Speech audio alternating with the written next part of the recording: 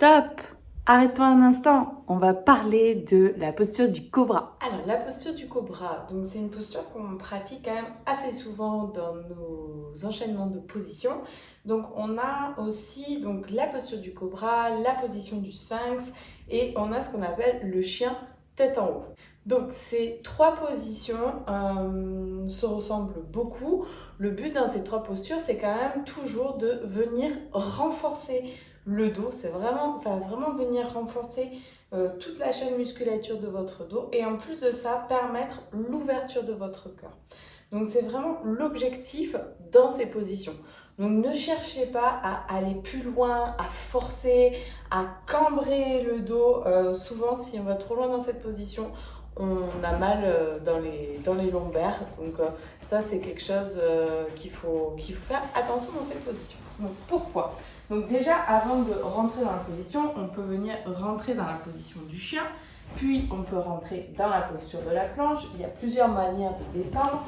On peut, chat qui a la connerie, on peut poser les genoux, poser la poitrine, le front, et ici, venir relâcher pour venir rentrer dans la position du cobra. Donc on peut ramener les deux talons l'un contre l'autre, bien ramener les coudes l'un vers l'autre, et surtout bien ouvrir la zone du cœur. Si vous voyez, je monte pas beaucoup.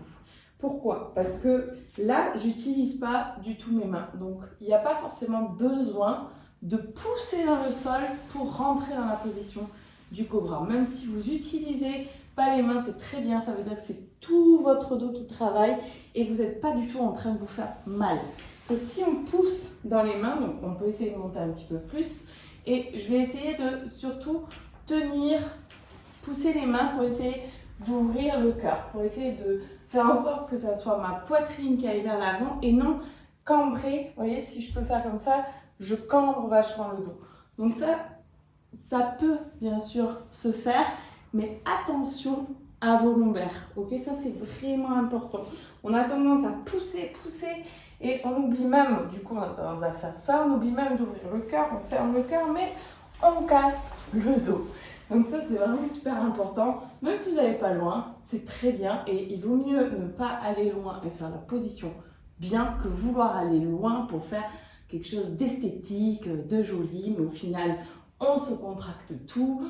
On ne vient absolument pas ouvrir notre cœur et on vient se faire mal dans les lombaires. Donc faites attention à tout ça.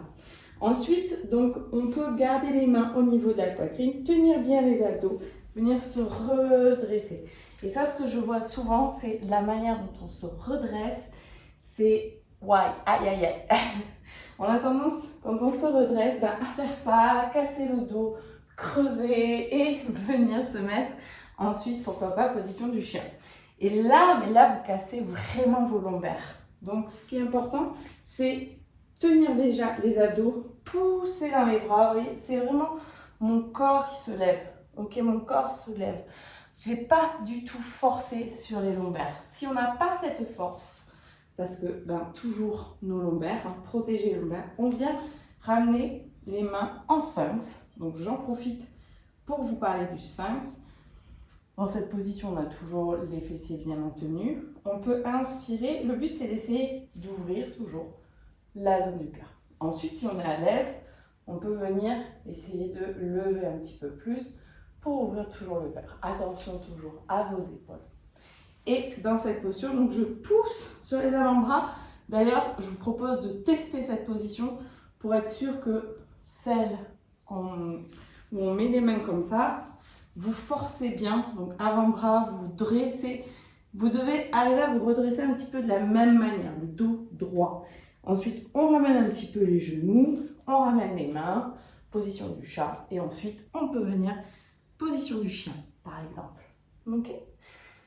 Donc, et la dernière, qui est la posture du chien tête en bas. Donc, cette position, donc, vous pouvez être dans le chien, toujours rentrer dans la planche, et ici, on va venir, en fait, glisser et venir rentrer directement dans le chien tête en bas. Tête en haut, pardon. Donc, alors, on voit beaucoup les genoux posés. Pourquoi pas ? Moi, je trouve que ça force beaucoup dans les lombaires. Alors qu'ici, je suis vraiment maintenue et mes lombaires, mon bassin, ça me fait pas mal. Toujours le but, essayer d'ouvrir la zone du cœur.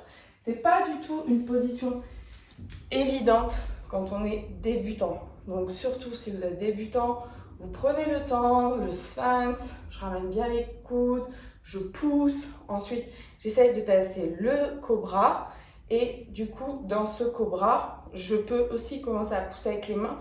Si je sens que j'ai pas assez de force, je mets les avant-bras, je pousse et après on peut essayer de faire le chien tête en haut. Donc voilà, vraiment faire attention à ce chien tête en haut. Hop, on peut relâcher et ici, venir ouvrir. Toujours le cœur qui s'ouvre. Attention à ne pas vouloir. Là, vous voyez, quand je fais ça, je force sur mes lombaires. Hop, je maintiens et j'ouvre. Et à l'expire, je pousse et je peux revenir position du chien. Et voilà. Donc, surtout, prenez le temps de pratiquer, de découvrir. Prenez le temps de découvrir vraiment posture par posture. C'est super important. Au moins, vous serez à l'aise si vous faites des enchaînements de positions. Le yoga, c'est vraiment quelque chose d'exceptionnel. Moi, je trouve que c'est vraiment super pour le corps, super pour le mental. Moi-même, ça m'a ouvert énormément de choses. Ce qui est important, c'est vraiment de venir à l'écoute de votre corps. Surtout, ne vous faites pas mal. Il n'y a pas de raison de vous faire mal. Vous devez être attentif à tout ce que vous faites dans votre corps. Essayez de ressentir là où ça travaille et là où ça a besoin de travailler. Okay? Si vous sentez des zones un petit peu étranges ou toujours cette barre dans le bassin, vous ne devez pas sentir cette barre dans le bassin. Donc ça, faites attention. Ok? À bientôt. Namasté.